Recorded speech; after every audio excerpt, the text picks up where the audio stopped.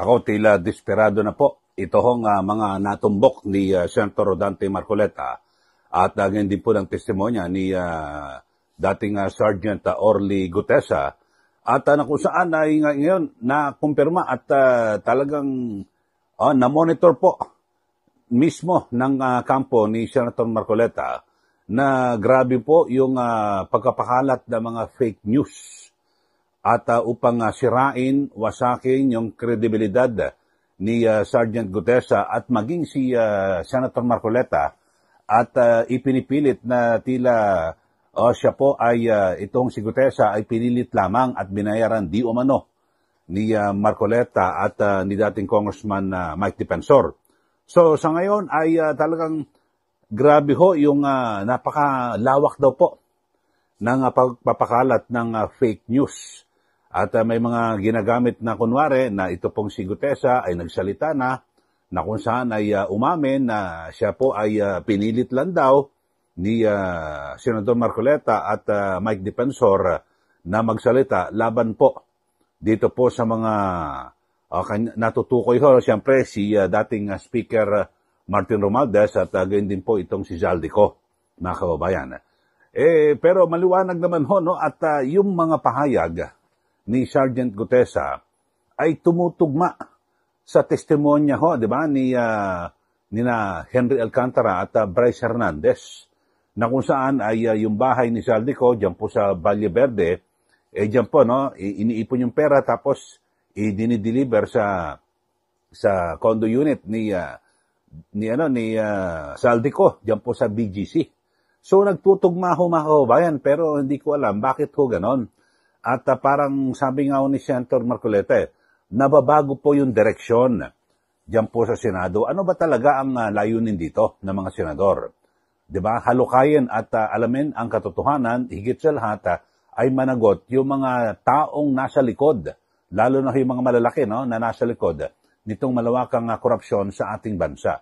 Ito, panoorin nyo ho, mga kababayan, dahil sa nabisto ho mismo ni Senator Marcoleta, na marami ho pinapakalat na fake news, kung ano-ano. May account ho, talagang ginagastosan daw ho, mga kababayan, binuboost pa baka yung mga nakikinig o nanonood ho sa atin ngayon, baka nakarating mo sa inyo yan, di ba? Pag binuboost ho, mga kababayan, kahit na hindi mo yan pinafollow, ay papasok ko yan di ba? Tapos makikita mo, pag napaniwala ka, wala na, tapos na.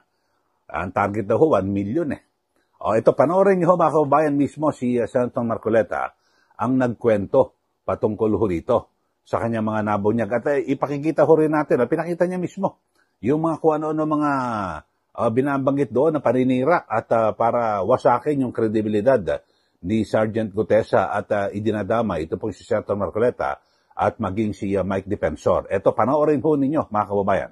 Natin yung isa pang slide direct. Ayan, tingnan mo yan iba't ibang uri ng ads na puro paninira, iisang target. Si Marine Sergeant Gutesa at ako. Yan, ay may git na 10 ads yan din, ano? Ito ay ni loans magmula ng October 24 hanggang October 29. So talaga palang no? Ito pa, alam mo, ang kanilang ginagasta bawat araw, merong range from 500 pesos to 4,000 pesos. Ayun, So gagasta sila. Noong una, medyo nagtitipid Kasi 500 pesos lang. Ngayon, mga cheap naman itong mga ito manlilin lang ka lang, galingan mo na, di ba? Oo naman. Ngayon, siguro naisip nila, teka, baka kailangan nating pag-ibayuhin. Binuboost so, umaabot hanggang 4,000. Binuboost nga sila. Opo. Ang tinatarget nilang audience hanggang 1 million. 1 million users or more. Yes po. So, ang gastos nila, sa loob ng isang buwan, umaabot ng between 20 to 30,000 pesos kasama yung boosting din. So ano ang pakay nila? Manlin lang. Mailigaw ang taong bayan.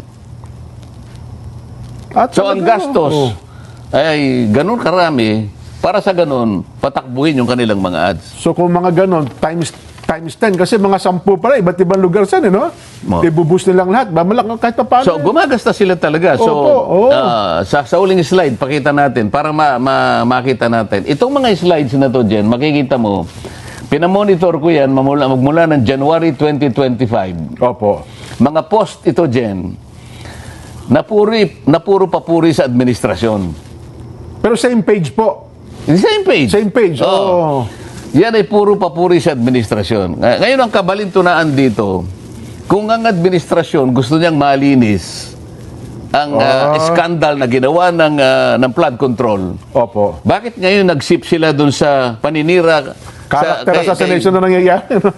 Sa investigasyon na ginagamit namin para tukuyin natin, sino ba talaga ang mga tao, malalaking tao na nasa likod ng mga pangyayaring ito? Opo. Kung maka-administrasyon kayo, bakit taliwas ang ginagawa nyo ngayon? Sinisiraan nyo ang mga taong lumabas para ngayon pagtibayin, tukuyin, makilala kung sino yung mga malalaking tao. Ba't nagsimula kayo ngayon gumawa ng fake news October 24 hanggang October 29? Alam mo kung bakit?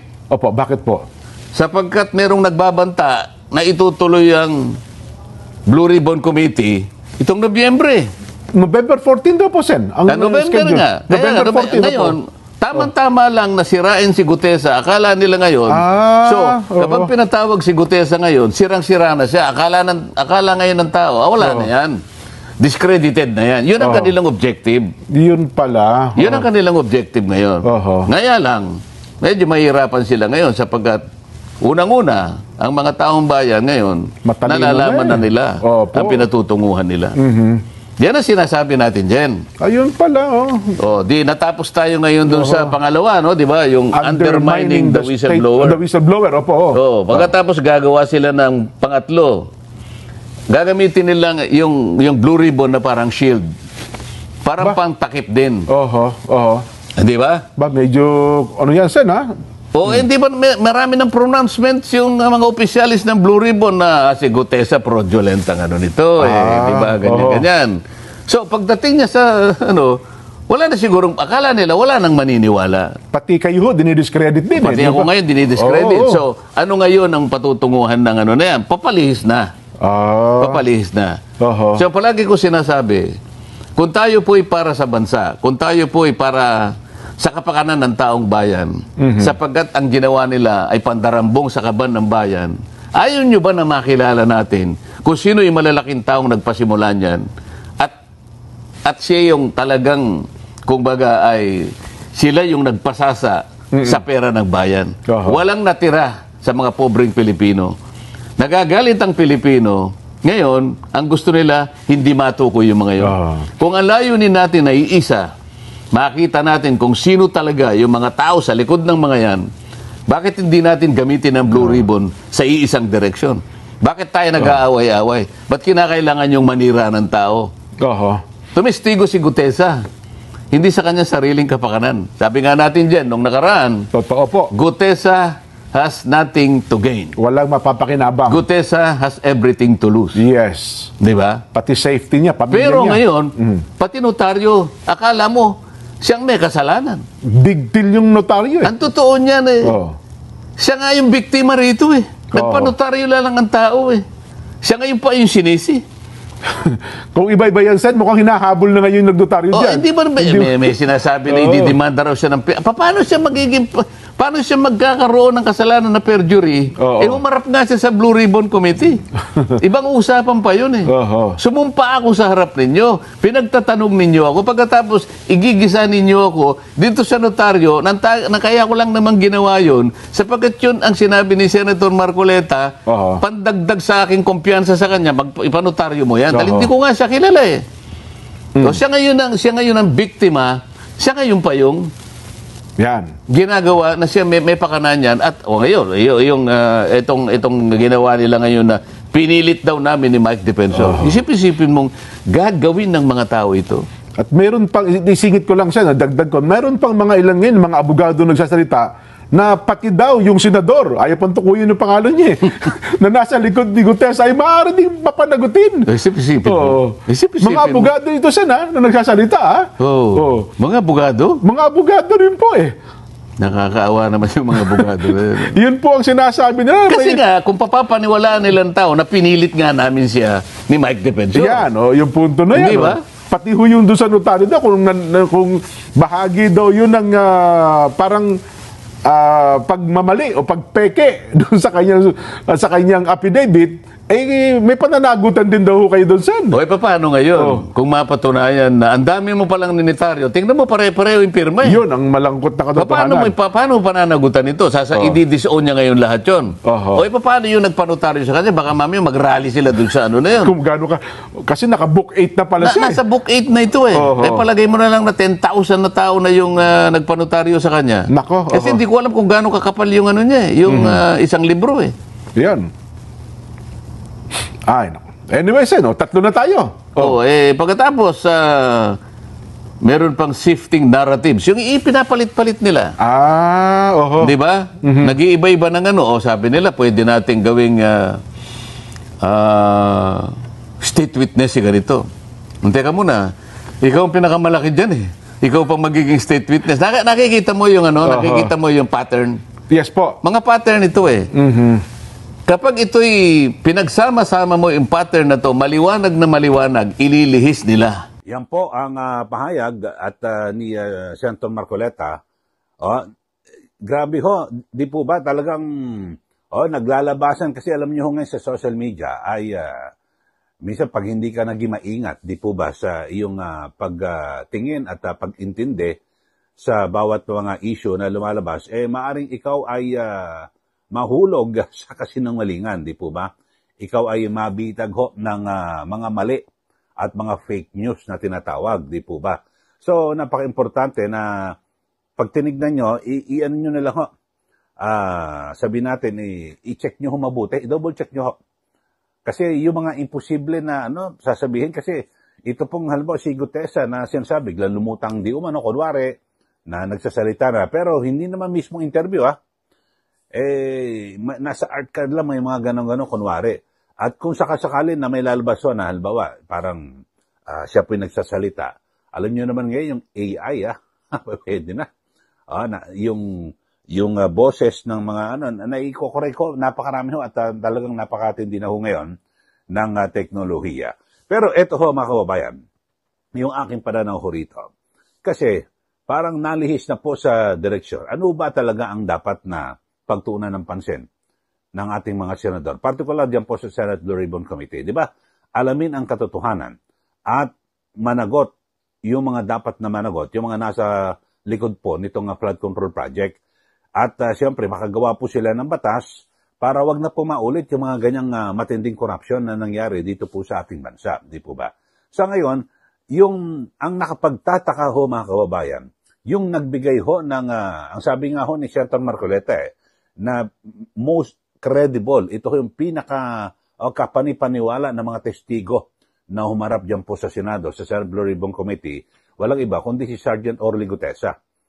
Kasi wala ho siyang mapapalaho rito At mas matatalo siya kasi, di ba, malalagay po sa alanganin, di ba, yung kanyang buhay at ang kanyang pamilya, di po ba? So, yun po ang binabanggit dito. Yung direction, nagtataka lang ho mga kababayan at na sinasabing sila ay malinis at talagang iligtas at wala po sa na hindi po sila korap.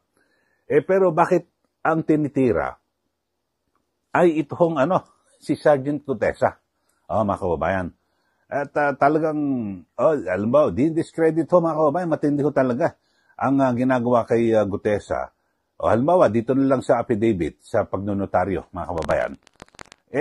Di ba, halimbawa, nagkaroon ng pagkakamali sa notaryo.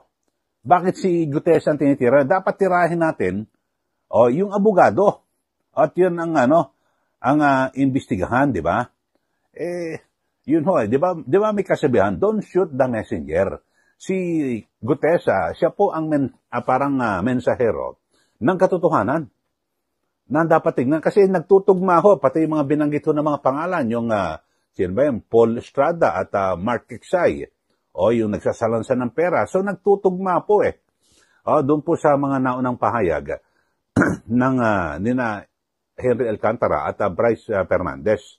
So maliwanag ho ito mga kababayan na talagang tapos siya naman ho talaga ay naging tauhan ni Zaldico, ito pong si Orly Gutesa. So talagang kapanipaniwala ho mga kababayan, di po ba? Dapat doon ho sila mag-stick ho at talagang magtuon ng pansin, di po ba? itong mga senador. Pero ngayon, talaga nahahalata mo, bakit tinudurog po yung kredibilidad? Di-discredit ito pong si Orly Gutesa. Sa halip na halimbawa yung panotaryo, dapat ang questionin ng masinsinan yung abogado. Kasi lumilitaw ho yung mga iba pang mga dokumento, pag inukumpara, ay parehas eh. At alam naman natin talagang yung tunay na kalakaran dito po sa ating bansa. Kayo, subukan nyo ho. Ako minsan gagawin ko ho, magpapanotaryo ako na ibibideo ko na, titignan nyo, wala akong harap na abogado. Itatanong lang kung ang dokumento, tapos aalis yung tumanggap ng dokumento, babalik, pirmado na. Tapos, babayaran mo na. At sabihin mo na kung magkano babayaran mo, ayun na. Pagkatapos notaryo, pirmado na, ikaw bang nagpanotaryo? Kailangan pa ba? Hindi. Pwede ko ba makaharap yung abogado? Hindi na. Ang gusto mo lang manotaryo eh. Tsaka, iniisip mo na legal yung kanilang pwesto. Kasi may nakalagay pa notary public eh. Di ba? May mga nakapaskilo dyan eh. May opisina. So, yun lang ho mga kababayan. Kasi, ang kadalasan ho, may nagbanggit din sa akin na abogado na may tao siya na pinagkakatiwalaan na kayang-kaya niya ng pirma niya. Yun ang ginagawa, yun ang trabaho. Taga-pirma kasi hindi naman siya laging doon sa opisina. 'Di ba? Sa tunay, hindi nga pumupunta na. Ginamit lang kanyang pangalan. At 'di ba, kokolekta na lang. May staff lang siya na pinapasweldo. So ganoon ho mga kababayan. So dapat ho ang gawin ho sana ng Senate Blue Ribbon Committee ay talagang alagaan pa nga ho dapat itong si Gutesa. Ngayon ang ginagawa, parang hanggat maaari, wag nang humarap eh. So dito na ho, lumilitaw. Na alam niyo na, mukhang may pinoprotektahan. Sabi nga po ni Senator Marcoleta, mukhang yung naratibo, sirain yung kredibilidad ni Gutesa at maging si Senator Marcoleta. At palitawin na siya pinilit lang ni Marcoleta at Defensor. Tapos may isang malaking tao, di ba, pinapalutang si Speaker Martin Romualdez na posibleng dapat maging state witness. O kaya naman, di ba, yung isa rin kasama sa naratibo, di ba, si Ombudsman Boying Rimulya, binabanggit niya na mukhang ang pwede lang ipataw na parusa kay Martin Romualdez ay gross negligence. Yung parang pagpapabaya lang, kapabayaan na. At dahil siya po'y speaker at hinayaan niya yung kanyang chairman ng House Committee on Appropriations na si Saldico na ayusin at talagang gawin yung mga anomalya diyan po sa budget. So talaga makikita nyo kung sino ang target. Ang target na i-absuelto at yung target na sirain, ito pong si Gutesa.